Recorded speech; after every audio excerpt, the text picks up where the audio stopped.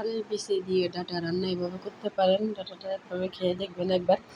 আমি এখানে মসুর ডাল, একটা আলু, কিছু ডাঁটা আর এখানে কিছু কাঁঠালের বিচি দিব। আজকে রান্না করবো এভাবে।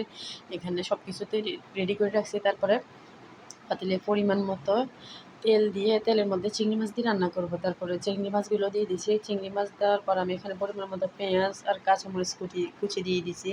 দিয়ে এগুলো একটু ভালো করে নেড়ে ছেড়ে তারপরে এখানে দিয়ে দিছি রসুন দিয়ে আবার এগুলো একটু ভালো করে নেড়ে ছেড়ে নিচ্ছি। নিয়ে এখানে হলুদ গুঁড়ো, তারপরে মরিচ গুঁড়ো দিয়ে দিছি, লবণ দিয়ে দিছি। তারপরে এগুলো দিয়ে একটু নেড়ে আবার এখানে আমি দিয়ে দিছি কাঁঠালের বিচিটা কেটে রাখা, আগে থেকে কেটে ধুয়ে পরিষ্কার করে রাখা কাঁঠালের বিচি। তারপরে দিয়ে দিছি মুসুর ডাল দিয়ে দিছি, যেহেতু ডাঁটা একটু লসখসে হওয়ার জন্য। আবার এখানে ওগুলো একটু ভালো করে কষানোর পর ডাঁটাটা দিয়ে দিছি। ডাঁটার সাথে আমি একটা আলু দিয়ে দিছি, একটু তরকারিটা একটু আলস মিলস বলে না মানুষ, ওরকম একটু হওয়ার জন্য, যেহেতু ডাঁটা ডাঁটা একটু আশ্বাস টাইপের।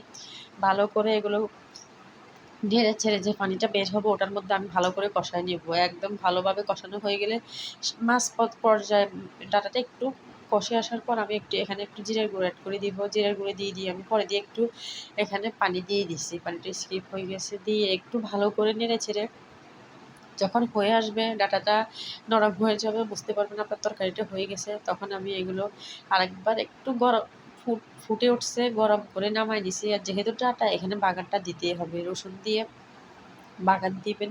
বাগারে তরকারি, যে কোনো তরকারিতে বাগার দিলে তরকারির স্বাদ বেড়ে যায়। তারপরে এখানে বাগার দিয়ে দিছি, এভাবে খুবই ভালো লাগে।